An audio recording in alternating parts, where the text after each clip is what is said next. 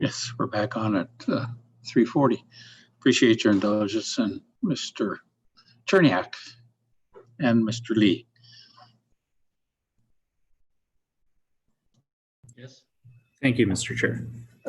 Okay, so Mr. Lee, I think because of the document that you were going to refer to there, we'll need to move on from that specific topic of Mississauga and Eglinton West.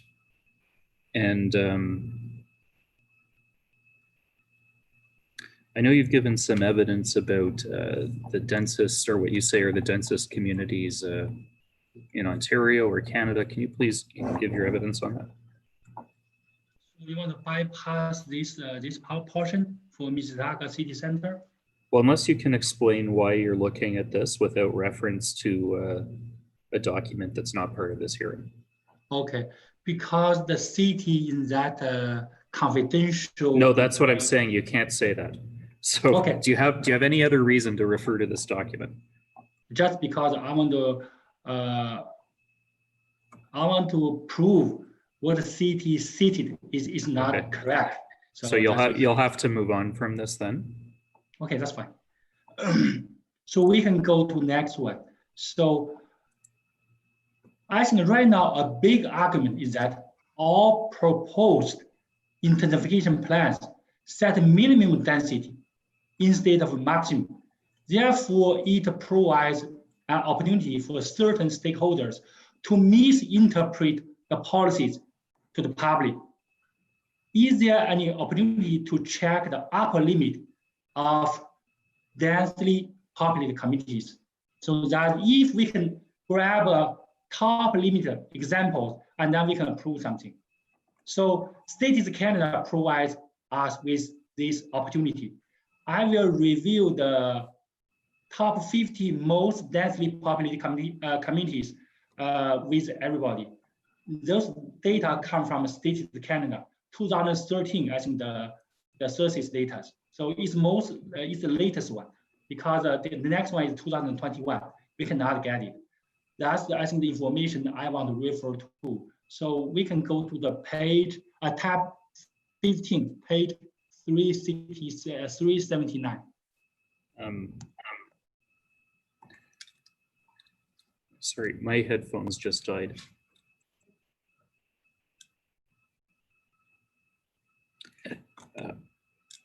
I apologize. I think that my headphones just ran out of battery.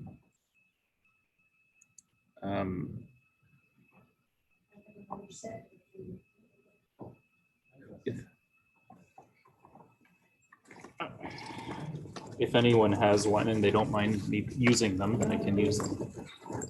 I'm very sorry.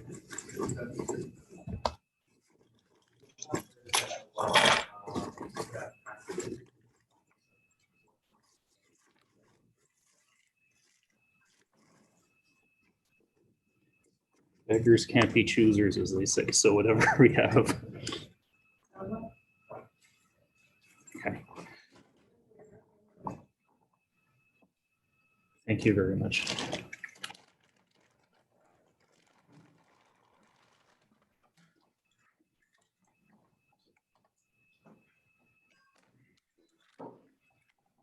Oh no.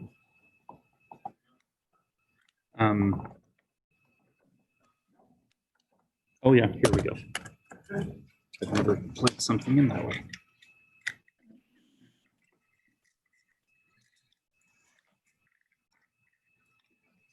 Okay, can someone speak, please? Yeah, can I continue? I can hear that. Okay. So if everyone else is ready, I'm very sorry. Okay, I think this Statistics Canada 2016 data provide us a lot useful information, because everybody say, okay, we can go higher, denser, but is there any limit? I think right now the developer or the city can use a lot of data to prove we can go higher, denser. Let's see right now what's the densest I think community in Canada. So right now the number one you can see, I believe Jason reviewed this chart I think a week ago. So St. James Town is the highest. They have 824 residents per hectare. So So I'll just note that there were a number of maps that were marked as Exhibit 39 that correspond to what he's about to go through. yeah, I can review that, no problem. And also, this density is the highest in North America and in Europe. So it means this 824 is record in all developed countries. This is record. So 824 people per hectares. No anyone in New York or in Paris has higher than these numbers, or even in Tokyo or Hong Kong. So this highest in all developed countries. So that's why I say this is not reasonable. This is not reasonable density. The next one is 459. This is the Yonge and sharper, the northeast strip. And also the third one is the Yonge Finch at the So before you continue, southeast corner. would it be of assistance to the tribunal to show those maps, or is it not necessary? To show you've seen them before. So hold on, Mr. Lee. I'm just going to show the maps of what you're talking about. Actually, I can go Google Map if they want, very quick. That's probably Mr. Lee, I think it will be easiest if you just give me a moment. Okay, go ahead.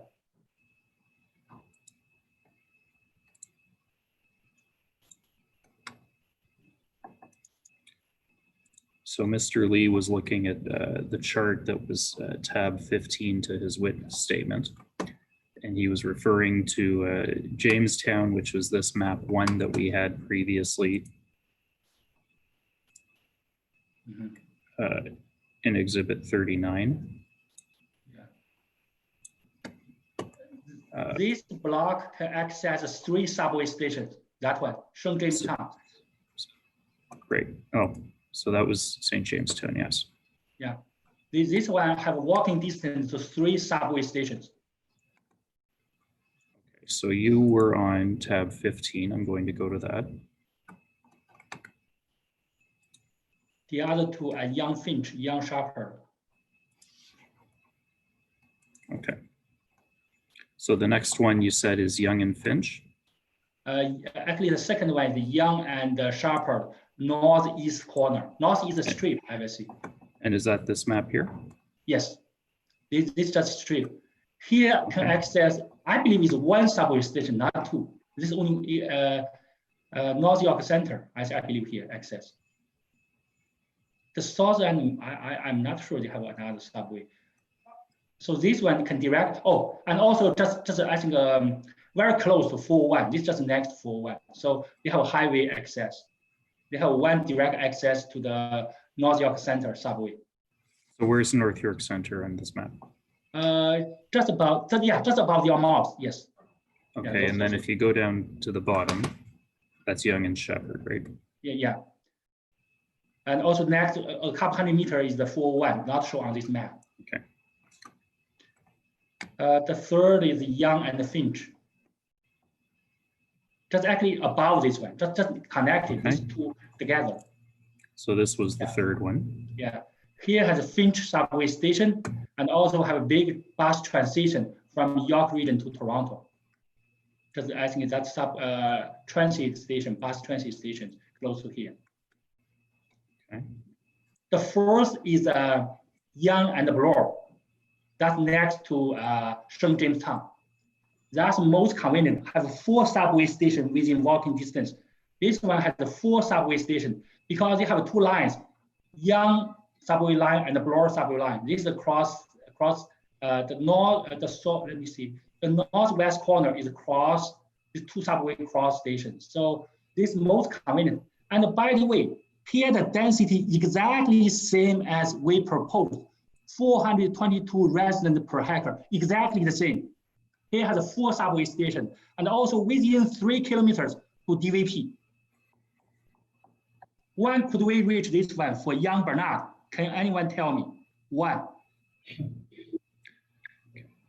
And then the last one that you're going to use is this one, right? This is a part of the Yonge Eglinton KDA. They're just below the Eglinton a little bit. Here has a subway station.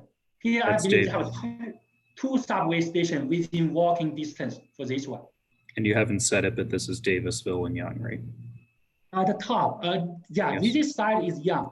If you go top, maybe within 1 kilometer, not even, is the Eglinton Street. The bottom is St. Clair. This is number 7, the rank nationwide. The rank is number 7, but it's below our KDA, the density. So you can go back to sharing your screen then using the table.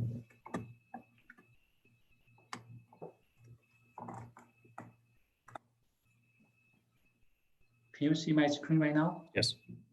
Okay. You see the density? Right now, I think about nationwide, about 300, only 10.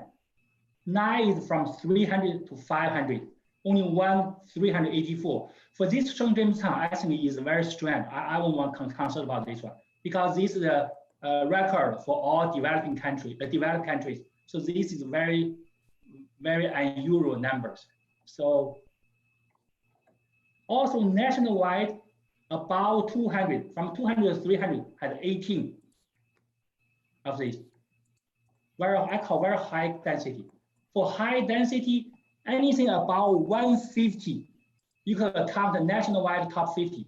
For 150 to 200, we have 22. So anything about 150 nationwide, only 50 communities. And also please note the size of each community is close to our KDA. We are not, I think, grab something not comparable. For example, this 0.26, this is 26 hectares, 21 hectares, 22. We are 27, so very close, 28, 25. So these comparable communities, I think this data trustable because the size-wise is similar to our, I think, KDA size. But if we put our KDA here, you can see will be below number 4, but about 20, number 5. So we are exactly same as Yonge and Bloor at corners. So we will be number 5 if this number. I know someone argue, we planned for the future, next 20 years. I'm using right now the existing or 5 years ago's data to argue. But because I cannot get next 20 years real data, no one can get it. What I can get is the fact. Remember, under this density, all these top 10, I think, communities all have subway access within walking distance or just next to subway. No any exception. All of them have subway. And also 8 of these 10 has a direct highway access, just within a couple hundred meters, or just highway across the I think these communities. So it means the condition for this high density is a 3D transportation is a must. Just planned transportations won't resolve the problem. So they need a subway. Subway is a must for this one, no any exception. So this is the result. And also, if we see how aggressive our data, if we cut our density to half, to 50%, that's 211 people per hectare. We still rank top 25. So even 50% still high. Let's see what York region proposed. The York region proposed Bernard BRT station is 200, but remember they proposed 80% resident, 20% job. So if we count residents, 160, that can still rank top 50. So the York region's MTSA plan is not conservative. It's also very aggressive. So that only 38% as what right now Richmond KL proposed, that still can rank top 50. Let's see right now the highest for Mississauga. The Mississauga, the highest density 136. Nationwide rank 68. So that's a third as we proposed. Markham, 80 people per hectare. That's nationwide 218. So only 19% as we proposed. Let's see Richmond Hill, 61. That's nationwide 373. 15% as we proposed. Right now, we proposed is 422. Is this too much? So how could you approve? It works. Remember, all existing communities for this top 10, they all have subways as 1 to 4. And only 2 or 3 has 1 subway station. Most of them had multiple subway stations within walking distance. And most of them, 80%, has highway direct access. So what we have in Bernard KDA, do we have a subway? It's 8 miles for the proposed, 8 kilometers for the proposed one. That one maybe in 10 years or maybe 20 years, nobody knows. Where is the highway? 404 is the close one. That's 5 kilometers away. So he has no subway, no highway. How can we propose national records? So that's my question. Okay, Mr. Lee, you can tell me if I'm moving ahead too fast, but I believe that, are you ready to, what are your comments on issue 3? Are the assumptions for calculating GFA or FSI correct? I haven't go that far yet. So let me see. Yeah, I'm just going to next to that portion. So we already say 422 very high, right? Is this final? It's not yet. So this is not yet the final. Let's review the calculation for the city. What city proposed right now for the KDA?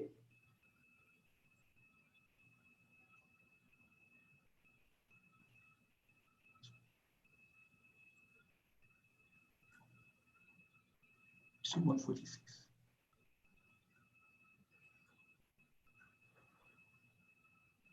This tab 2, page 148. So here has one big argument. For this KDA, we have a 5,080 apartment units. You can see 580 apartment. We only have like a 50, less than 5,700. So okay, can you explain first where that number comes from? Oh, this is from the city memo. This is a tab 2, the reference document. This is city attachment appendix for the staff report for this KDA revised revision plan. This staff report, yeah, this appendix H. So this is from Richmond Hill. So they have a 5,080 apartment. Let's see the assumption city used. They said, assume 110 square meter per unit for that 5,000 apartment. 110 square meter is 184 square feet. So let's say 1,200 square feet. Can anyone tell me right now on the market, the average apartment size is 1,200 square feet? I will review the reference document to reference it, because this causes a big difference for the FSI.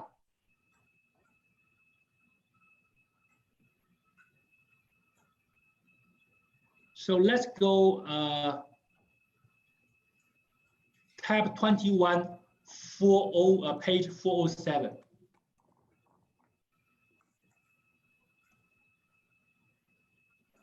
Toronto condo are shrink in size much faster than Vancouver. These are basically newspapers. You can see condo units in Toronto CMA are shrink incredibly fast. The medium condo size built from 2017 to 2018, 4 to 647 square feet is not 1,200. Let's see the next document. Page 410.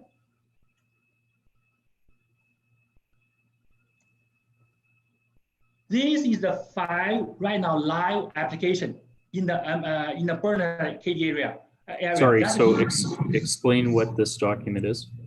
Okay. right now there are 5 developers right now apply for the development. This is the proposal they submit to City of Richmond Hill. I summarize calculate the density. For example, the first one is a WO, the development phase 2. So these city process numbers I put here. So you can check all this. This is all within Bernard BRT station MTSA. 3 of them within KDA. 2 of them just out of KDA, but still belong to Bernard BRT station MTSA. So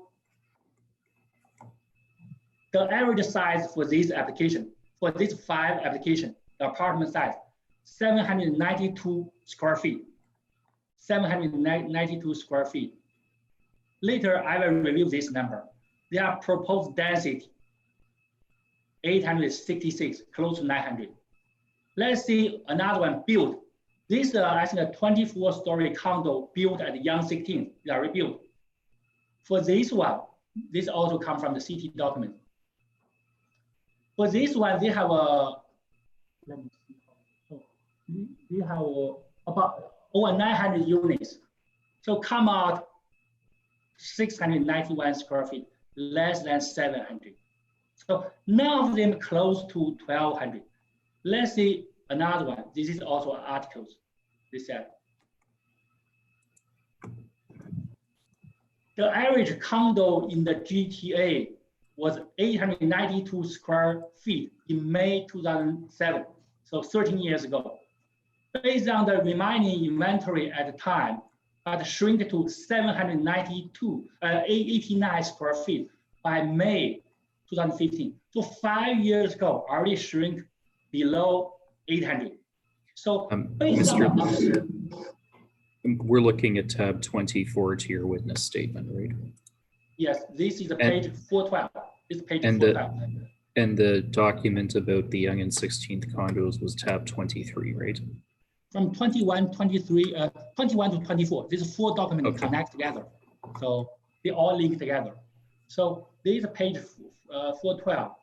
So based on these 2 newspapers, 1 application of 5 applications, 1 built models, we can, I think, safely say right now on the market, the apartment size is below 800. It's below 800 square feet. I believe the real number probably 700. Let's just use 800 example. So if we assume 800 is a trustable apartment size, and that means 800 probably equal to close to 74 square meters. So it means for each apartment, we count 36 square meter more. So that's a, okay, oh, sorry. Let me go back to the statement.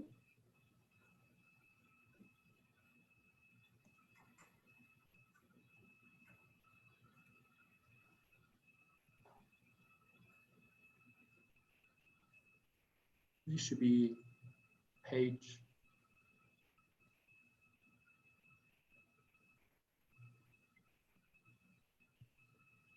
Okay. This page 108. This page 108 of my statement.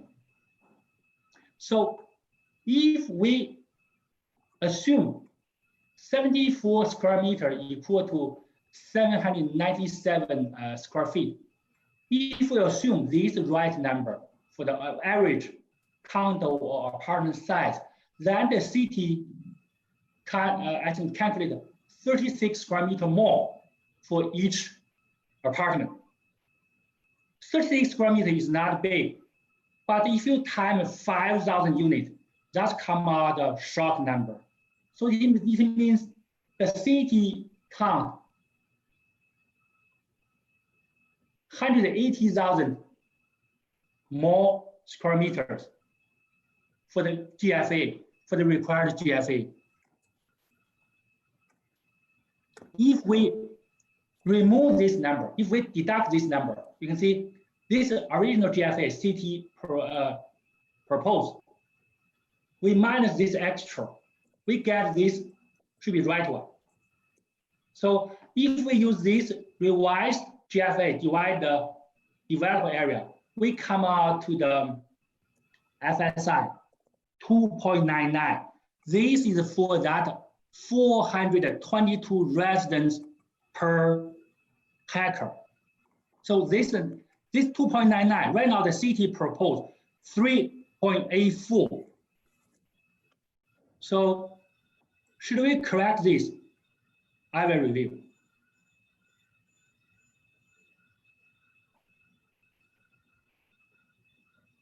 Oh, okay, sorry about that. Mr. Lee, can I ask you, I follow you until you get to, I think you're saying that 643,903 square meters, basically the city has not accounted for. Is that the way? This should be revised one. This number, 182 is not accounted for. 182 is this 5,000 times this 36. Does it count? They should be removed. Okay. Because each unit they account as 36 extra. That extra should be deducted. Right. So yes. Where does the number 215 come from? That's a developable area in your paragraph 215 above. is the land size, developer land size. I can show you 145 has this number. Let me see what this page.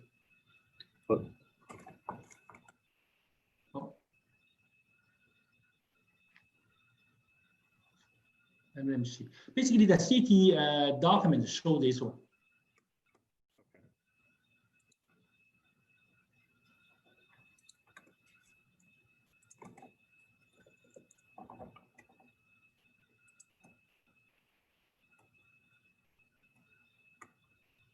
Let me check my document. 148. 148, page 148. Tab 2.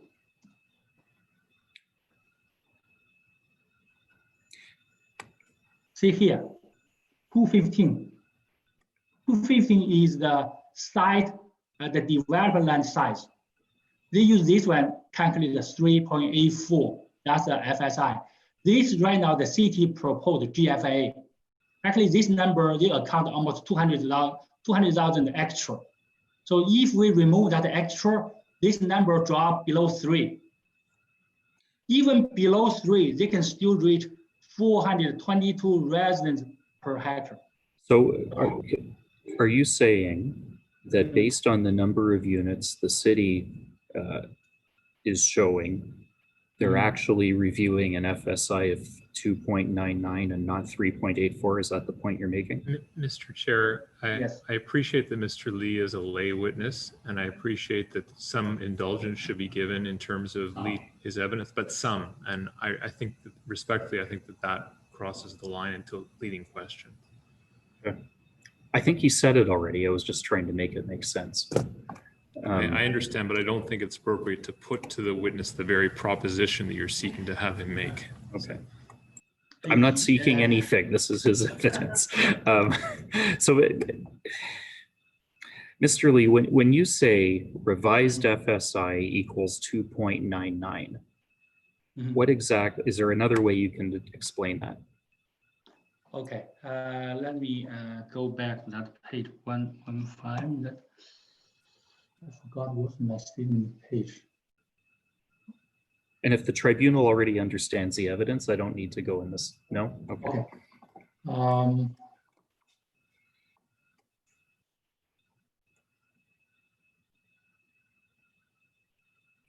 Yeah, here it means if we use 800 square feet per unit to calculate this GFA, we will get 2.99 FSI, not 3.84, because city count apartment bigger than it should be. That's why the number go up to 3.84. The consequence is that if the city do not revise this FSI, the builder can use this extra space to build almost 50% more units. Because right now on the market, you cannot build every apartment 1,200 square feet. Nobody will buy it. that will be over $1 million value. You must build a lot smaller. Right now, I think on the market, 500, 600, 700, probably most popular apartment size. So they can build maybe 10, 20% those high, large apartment, but not all of them. Right now, the city said on average, those 5,000 units are 1,200 square feet each. That doesn't make sense. So if you give these gross floor areas to the developer, and also do not change FSI, the developer can use those square footage to build 50% more apartment. So if everyone, let's say 800 square feet, the builder probably can build 7,500 apartment instead of 5,000. So that's the consequence is that the density of 422 residents per hectare will jump to 600. So it means the density is not 422 anymore. It has further has a chance to increase. That's why we need to correct these calculation mistakes for the GFA as FSI, because it's a very simple question. On the market or on the history, there is no such big apartment, I think, even ever on the history, or not even to mention right now the market. From the peak time to now, the apartment size shrink 40%. So it means during the past, maybe they have 1,000 square feet on average. Today, it's already become a 600, probably the market average size. So 1,200, I think maybe good for 1980 or 1970, but not for 2020. This is a big numbers, because if we allow this, the developer simply can build 50% more units. So that's a problem. And okay. Also, if developer insists this is right, they should prove where they can prove the apartment size is 110 square meters. No such, I think, market data can prove this one. So this is a very simple question. If the city insists for this one, prove it. Mr. Lee, it's just after 4 o'clock. I'm going to ask you now to move on to issue 4. Should the total number of residential units in the KDA be limited? If so, what is the appropriate maximum? If you ask me what's the appropriate number, I can tell you based on the history records, based on the most dense community, I think the top 50 most dense community in Canada, I think here the number at least dropped to half. So, but minimum should cap this 5,700. I believe it's close to 5,700 units, right? Minimum, this number should be capped. Minimum. If you don't cap this one, as I said, the developer, because this GFA has a lot of extra room, they can build to 7,500 easily, maybe even 8,000. That will cause this area, the density even go higher another 40%. So where we have record densities, top 5, if we give them this gross floor area or FSI, we will go number 2, just next to Jamestown. Jamestown very difficult to bypass. I already said that's a record for developed countries, all developed countries. So that's why I see here this is a key number, it's a big number. So this should be corrected.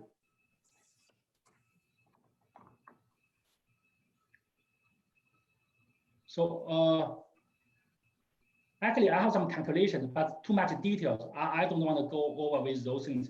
Basically, if we use 110 square meters, we give a developer a legal right to go up 50% more. That's the conclusion. Thank you. So you had some comments on schools as well. Yeah.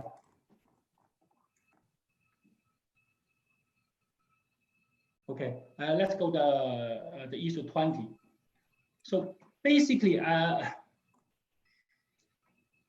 KDA, I think one of the reasons we can go very high density, super high density, I will see, because we removed public use land. What public use land means for? Means the the rights of way. Rights of way include roads, parking lot, parks, and community centers, and also schools. These three account for the public use land. Usually account minimum 30%, probably 30 to 60% of the developed land for high density. But here we only give 25%. You cannot find this number anywhere. I can show you where it is.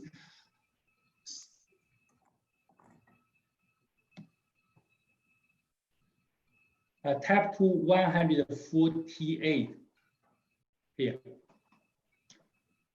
Acquire public realm, 25% land area. This is I think the public land.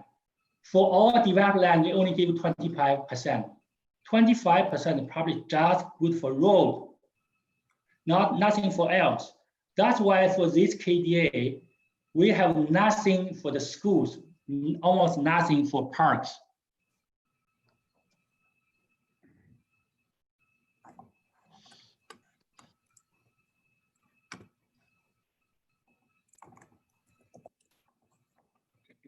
Okay, Mr. Lee. I lost from my statement. I don't know where is the page number. Go to page 109 on your PDF. 109, okay. I believe is where you were. So I'd like to suggest again, from a timing point of view, that you move on to issue 9. What is the appropriate maximum height in the KDA? Oh, maximum height. I think here, is very, basically this is not even a question. For all the, planning, they have a minimum maximum. I don't know for what reason we remove the height limit. According to the confidential. No. So, okay, that's fine. That's fine. But I'm going to tell you that the demonstration plan that shows the potential heights is included in the materials on its own. So do you want me to pull that up on the screen for you? Yeah, just pull out. Okay. I believe it's a shock number.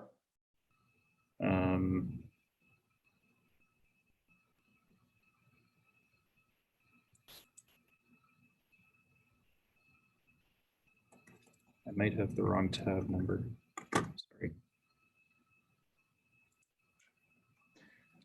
Yeah. Tab, okay. Hold on. No, it's not 82. But it's probably right around there. There we go. Tab 81. So I'm going to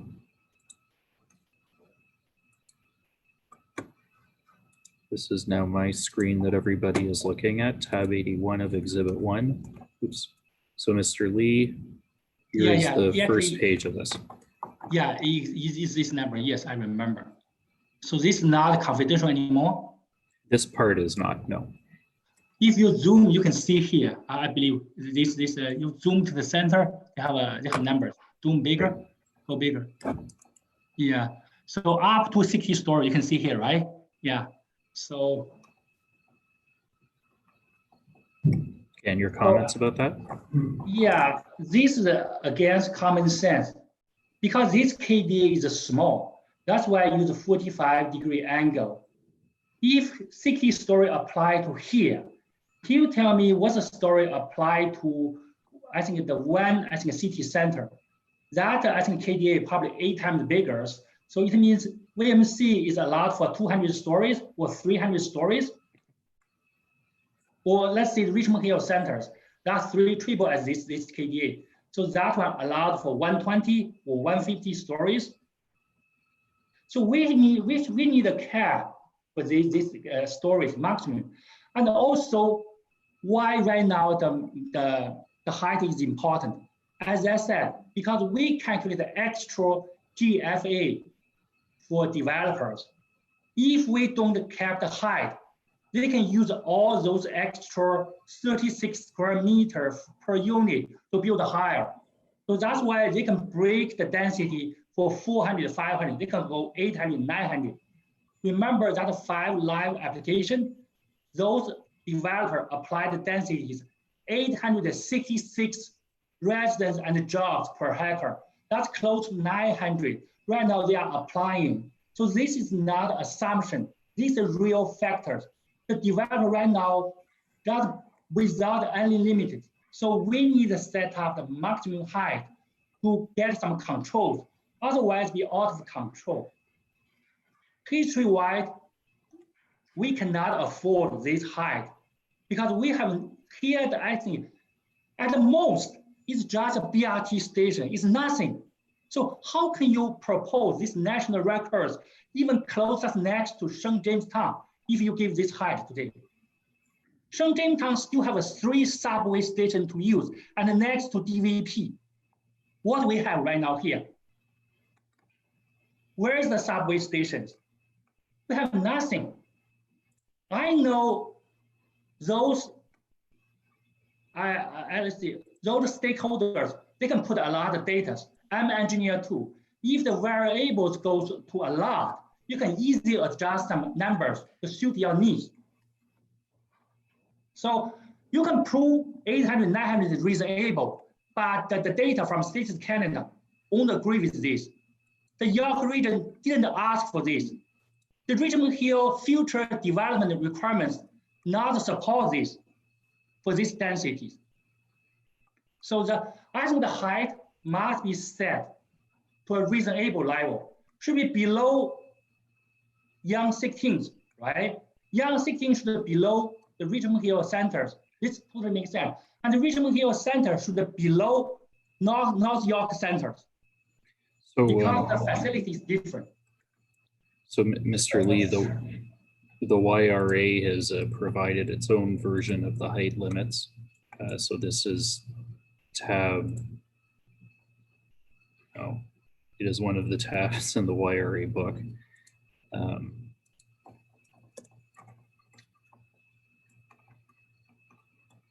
Sorry. So this is tab B1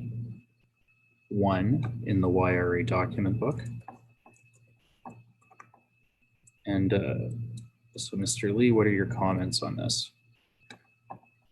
Yeah, I think right now the official plan is capped to 15, but we are not, I think, non-reasonable people. I think based on the marketing situation, I believe we can agree to 25 story here. Because here go 25, the Yonge 16 probably can go 30, and then the Richmond Hill Center maybe can go to 40. But if here we go to 40, and then what's the cap for the Yonge, I think Yonge City, the Richmond Hill City centers. So, and also concerned about the, I think, local. Right now in our area, the highest building is 8 stories. It's 8, not 80. So we agree triple the height, 25 stories. I believe is reasonable numbers. And also for 28, 25 stories, right now for the density, they probably able to build it. If they, I think, not go extremely high, they not use every square inch, and that should be able to build a reasonable density. Okay, and we'll have to move on now to issue 10, and you can go back to sharing your screen. What are your comments on issue 10? Is there sufficient space dedicated to parkland in the KDA? Oh, okay. This is also.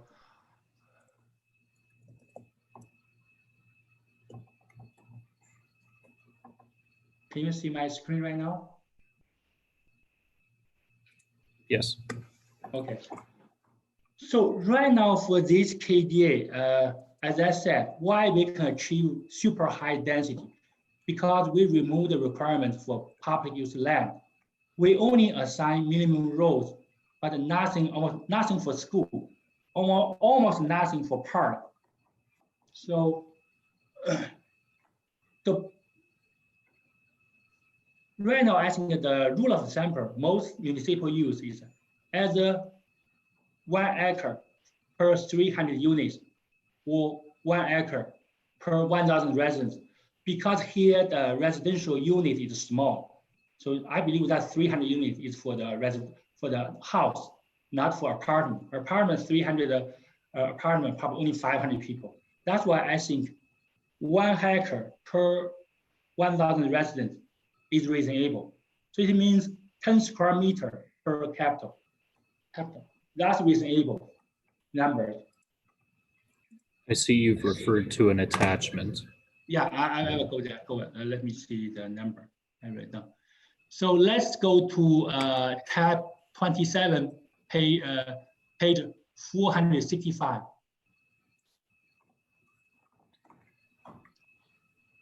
According to this number, this chart, you can see this average from this is the latest data I got, 1980 to 1990, is about, the low is about 1 hectare per 1,000 residents. The high is 2.2. Let's go to minimum. So minimum is 1. This will make common sense. And also we go another one. It's the same document, 587. This document name called Shaped Toronto. Basically, this book is published for the intensification plan for the 2007 or 2008.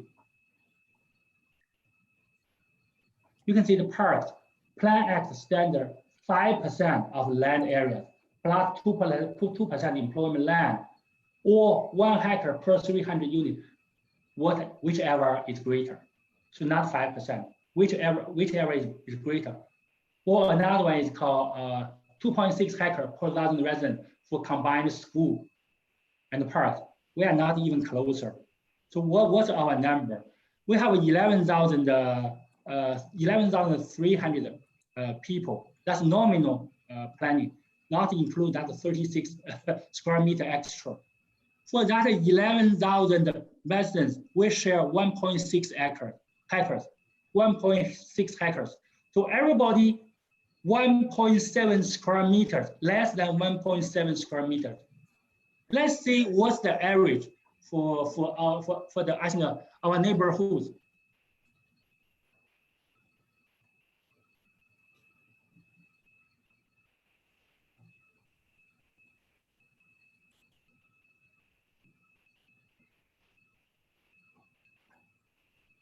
Okay, let's see tab 17, page 381. This is Richmond Hill. Basically, this is Richmond Hill's parkland per capita. You can see average 16.4 square meter per 1,000. Let's see our area. This is our area. This is very big land. It's probably each block 4 square kilometers. So this is 8 square kilometers. 9.4 square meter per 1,000 residents. This Richmond Hill. Let's see, Richmond Hill is 16.4. Remember this number. We are the lowest in GTA.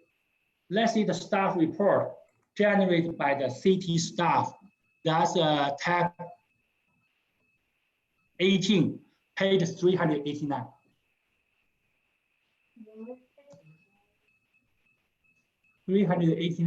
So you can see this comparison for each municipal. So Burlington, 29 square meter per person, let's see count per resident, 29 square meter per resident. This is 33, I think they even go bigger. Oakville, 44 square meters. Wow. 18. Markham, 21. Richmond Hill, 16. So we are the lowest. But remember this area, 9. So the lowest I think in public GTA. But we planned another 10,000 I think residents to squeeze in these areas. Let's go back to that map. Let me see, 381.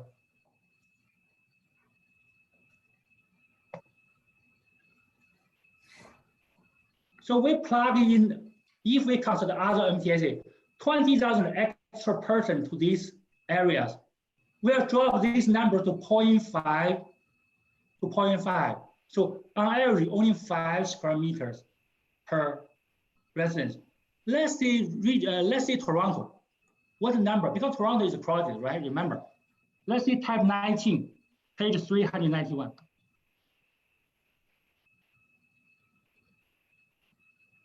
Parkland strategy. This is 2017. City Toronto's document.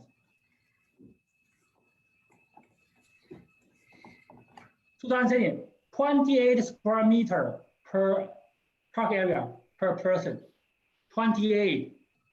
Richmond Hill 16. This area 9. This KDA 1.7. 1.7 per person. Is this built for humans? Is this built for humans? Why you can go so high density? Because you remove all essential healthy parkland green space for human beings. So this number all not come from myself, all come from other municipal government, all come from Richmond Hill staff. So is this way planned too little for this area? Are we squeezed too much? Okay, Mr. Lee, do you think, are you ready to move on from Parkland? Or was? Yes, is this area finished? Yeah.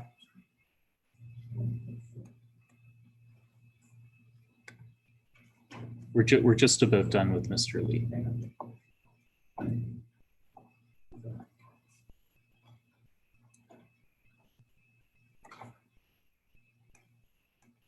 So am I going for myself? Hold on a second. Hold on a second.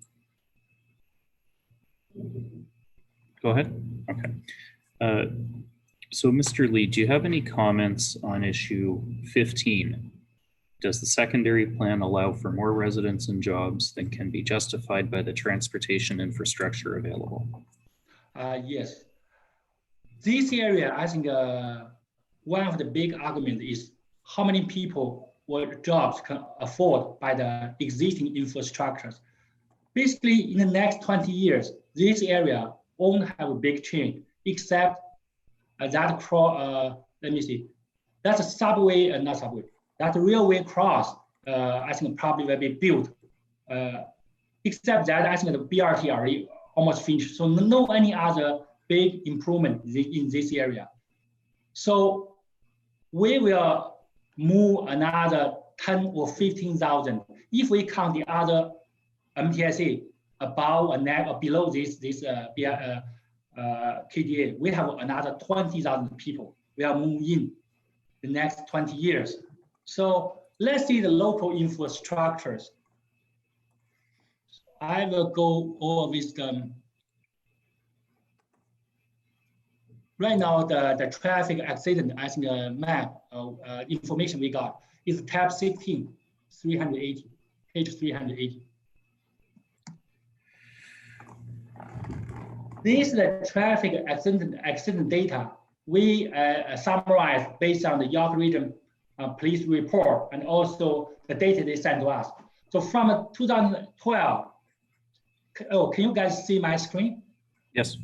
Okay. From 2012 to 2018, 1, 2, 3, 4, 5, it's 7 years. Yonge region, I think the traffic accident improved a lot. They reduced 25%. So this big achievement.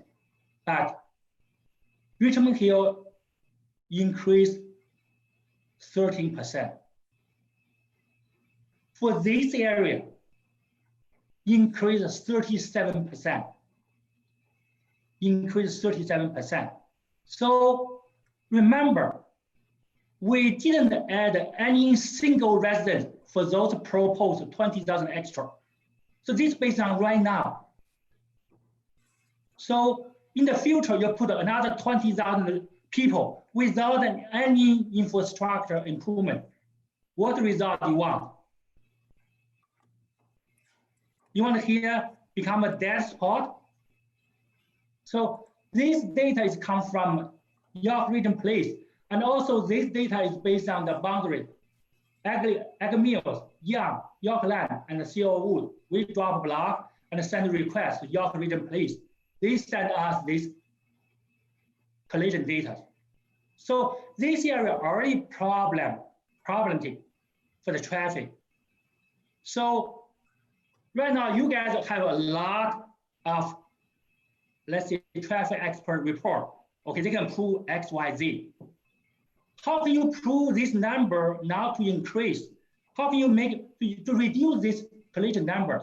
This is the factors. This is not assumption. Your report are assumptions. These are factors. Remember, the factors that even right now, this area, the traffic get worse and worse. So how can you get another 20,000 extra people and jobs into these small areas? So how can you prove it? So I don't think we can go so aggressive as a planning, go to like a record high density without subways, without highways, and then just dump in. So who will resolve the traffic problem in the future? Will the developer resolve it, or will the traffic resolve it, or leave it for the city and the local residents to suffer from this for lifetime? So that's the traffic right now. I think this is basically what I want to see. So this traffic area is already worse. And also why this area has this problem. I can explain a little bit more. I need Jason, do you have a map for this local area? I can point out where the problem is. For the KDA? No, a little bigger, because I want to point out the old town. And also I think the west side, they have several street blocked. That's why right now this area, I think is a traffic jam. Okay, so hold on a moment. Or maybe I can just go Google. No. You want a map of the entire city? Is that what you're saying? Not the entire city, just this area, maybe several big blocks. Can go to like Dufferin, to Bayview, Okay. 19th to Major Mac. I can show So why this area has a problem. give me a moment. I think I know what will work. I remember you showed this one map before.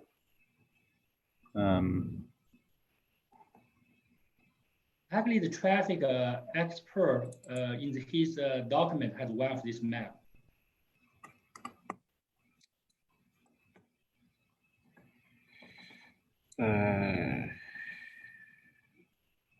Okay. So you want me to? I can use a Google map too. Maybe I can. No, just hold on a second. I believe I know what will work here. And I think it's actually the map that one of the maps Mr. Seagoben gave us the other day. Okay. So let me share my screen here.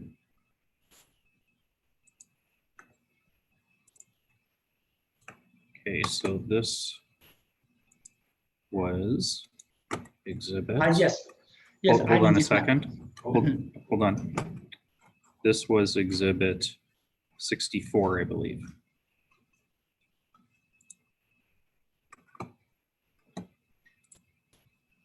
Okay.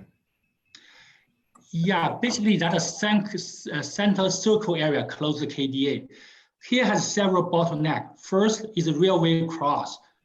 That limited at meals, I think, traffic. Once has a train pass from that railway cross, the line up sometimes can go even back to Yonge Street. At the morning, York Land will be completely blocked. Jason, can you point out to that position? This is York Land. York Land, yes. Railway, point out the railway cross. I think the panel's aware of what the area looks like. So this is problem number one. Number two is the old town of Richmond Hill. Basically, that Yonge Street close to Major Mac. Those areas only one lane for each direction. So even we have a BRT, that still be restrict the southbound traffic. So that's problem two. Problem three is that if you want to gamble, the gamble stopped as buses. The gamble stopped the buses. And also at the mills, they stopped here, I think the, not show here, just at the boundary, stop at the Dufferin. So these two line, I think road restrict the westbound traffic. So this area is not a fully functional areas for traffic point of view. So they have very limitations. That's why I think a lot of traffic cannot get out, especially for this small KDA. You have only rely on the Yonge Street, but Yonge Street has only BRT.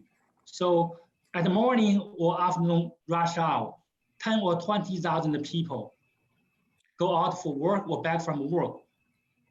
This is a big problem. It can be resolved in Yonge Bloor, but not real, not here. Can you talk about your personal experience as a commuter as opposed to the general numbers? Yeah, here I think because I work at the West, so every day when I go, if you go to 38, the road 38, right? Jason, can you see the buses? Yeah, that's my road back home. So I go 38 and 10 to 49. At this intersection, 38 and 49, basically the egg mills and buses, each afternoon around 6 or 5:30 or 6. For this road, I had at least 5-10 minutes block for me. I cannot go back.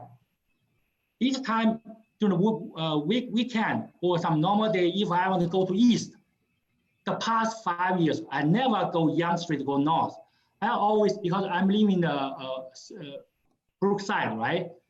I always go cross Yonge and then so go up. The Brookside is up. Yeah, I always cross Yonge and then use Yorkland to approach at the mills, because the traffic, I think, turn at the Yonge and at the mills, you will need 2 or 3 signals. I have no patience with that 5-10 minutes. That's why every time if I go past there, either go out or go back, I always use Yorkland as alternate to go back home or go east. Because right now, that intersection, Yonge and Egg Mills, has heavy traffic. I try to avoid it, to use it.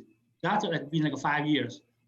Remember, this is based on, those KDA right now only less than 10 residents, I believe. No residents.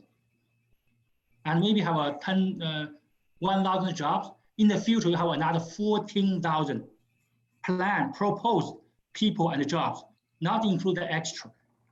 So what's the future traffic in these areas? What do you want to plan for local residents? So that's a real question. Okay, thank you, Mr. Lee. Are there any topics that we've missed? Let me see. I believe we're done. Let me check my documents too. I believe the majority already. If there's nothing on the top of your head, then we're done.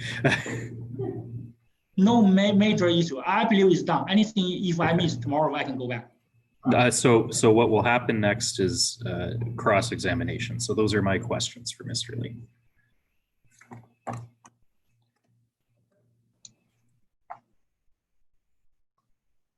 Mr. Lee is on again tomorrow morning, correct?